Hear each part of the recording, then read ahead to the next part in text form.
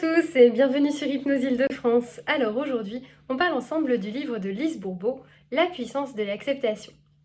Pour être honnête, en choisissant ce livre, j'avais au début une petite appréhension. Je me suis dit, bon, est-ce qu'il s'agit juste de nous dire que parfois la vie est difficile et qu'il faut trouver la force en soi de faire avec? Bon, si c'est le cas, c'est un peu fâcheux pour un livre de développement personnel. Heureusement, j'avais déjà lu les 5 blessures qui empêchent d'être soi-même et pour lesquelles vous avez un petit compte rendu sur cette chaîne. Et donc je me suis dit que ça devait être quand même plus intéressant. Heureusement, c'est le cas. Alors, qu'est-ce qu'on apprend dans ce livre? Eh bien, on apprend d'abord que, avant de changer, il faut d'abord s'accepter. L'idée peut être simple, mais elle est importante. C'est vrai que des fois, on diagnostique en nous des choses qui ne nous plaisent pas et tout de suite, on veut changer. En fait, il faut prendre ce qu'on pourrait appeler un temps d'analyse. Et pendant ce temps d'analyse, il y a un peu comme des pièges. Les pièges, ils viennent de notre ego. Notre ego va avoir tendance à, par exemple, projeter sur notre entourage les choses pour lesquelles nous devons travailler. Ainsi, un trait de caractère qui vous énerve chez quelqu'un, c'est souvent quelque chose que vous avez vous-même. Donc, elle vous invite, lorsque vous repérez quelque chose qui vous agace chez une personne, à vous poser la question, est-ce que moi, c'est quelque chose que je dois travailler? Deuxième chose, eh bien, en fait, des fois, on a tendance à voir seulement la partie émergée de l'iceberg et pas ce qui se cache en dessous. Par exemple, elle parle du cas d'une femme qui avait peur de prendre du poids. Alors, elle peut avoir peur de prendre du poids juste parce que ça va déformer sa silhouette. Mais en fait, en discutant avec elle, elle avait peur de prendre du poids parce qu'elle a peur que son mari la quitte. Et donc, vous voyez que la peur n'est pas la même sur laquelle elle doit travailler. La petite qui lui a permis de prendre conscience du problème cachait la grosse. Et donc, il faut travailler sur la plus grande peur. Voilà, donc ça c'est vraiment intéressant quand il s'agit de se comprendre soi-même.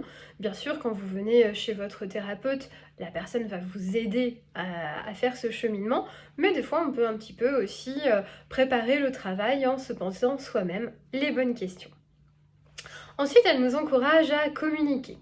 Donc communiquer, ça peut être effectivement par cette forme de dialogue où on pose beaucoup de questions. C'est ce que vous avez en thérapie. Quand vous venez en thérapie, on vous pose des questions, vous répondez, et puis petit à petit, on arrive à comprendre ce sur quoi il faut travailler précisément. Mais des fois, et ça elle invite vraiment à ce travail, c'est aussi se questionner en couple ou en famille. Et ça c'est intéressant parce qu'on rouvre le dialogue et donc chacun exprime un peu son point de vue, ses peurs, et c'est intéressant. Et elle encourage particulièrement à parler à nos parents, si nous le pouvons, parce que des fois on a perdu le contact ou des fois ces personnes sont décédées, mais si nous le pouvons, avoir un dialogue sur les peurs ou les faiblesses qu'on a héritées de nos parents. Donc ça c'est intéressant parce qu'en comprenant comment le parent l'a attrapé, parfois on peut s'en libérer. Et elle explique que si le parent est décédé, eh bien on peut au moins imaginer, alors via une méditation ou par exemple via une hypnose, qu'on a cette conversation avec la personne pour au moins eh bien, lui réattribuer l'origine de la peur, ce qui est déjà intéressant.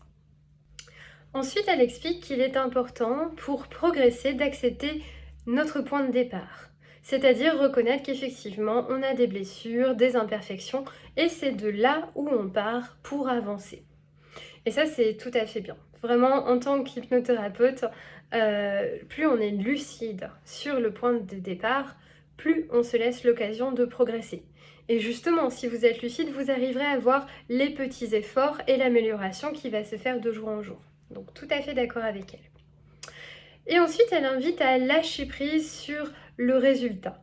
Donc si on reprend notre exemple de la femme qui avait peur de devenir grosse et donc d'être rejetée par son mari, eh bien, pour elle, il faudrait que cette femme lâche l'idée d'être peut-être grosse. Voilà, donc soit en travaillant sur la peur, elle se libère de cette conséquence qui est de prendre du poids, parce que plus on nourrit une peur, plus elle se réalise malheureusement. Mais tant qu'elle travaille sur sa peur de l'abandon par son mari, pour Lise Bourbeau, c'est gagné. Là, moi, je suis pas tout à fait d'accord. Effectivement, il faut travailler la peur de l'abandon dans cette situation, mais c'est quand même dommage de renoncer à l'ambition qu'on avait pour son corps. Alors effectivement, des fois, il y a des cas où médicalement, c'est très compliqué d'avancer, mais des fois, c'est juste parce que dans votre recherche de perte de poids, il y a d'autres choses bloquantes que la chose qui a été diagnostiquée. Et ça, pour avoir l'habitude de travailler souvent sur des pertes de poids, les causes sont multiples. Et ça fonctionne une fois qu'on a fait le tour de l'ensemble des causes. Donc ça, c'est très important. Ça peut être des mauvais comportements, ça peut être d'autres peurs, d'autres blessures. Il faut vraiment faire le tour d'une situation.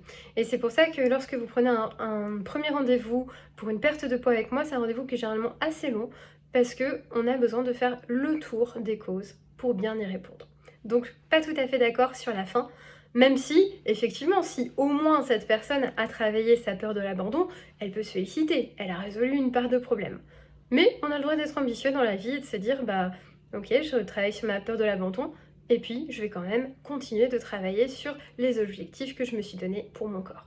Donc on peut se permettre d'aller plus loin. Voilà, donc une lecture intéressante que je vous encourage à faire. Et puis, j'en lirai d'autres de Lise Bourbeau parce que c'est quand même une auteure qui est très en vogue en ce moment et qui propose une approche qui est à la fois originale et puis simple. Ce sont des livres qui sont faciles à lire. Et donc, si vous commencez à des lectures de développement personnel, c'est une très bonne auteure pour commencer. Voilà, bonne journée à vous, à bientôt!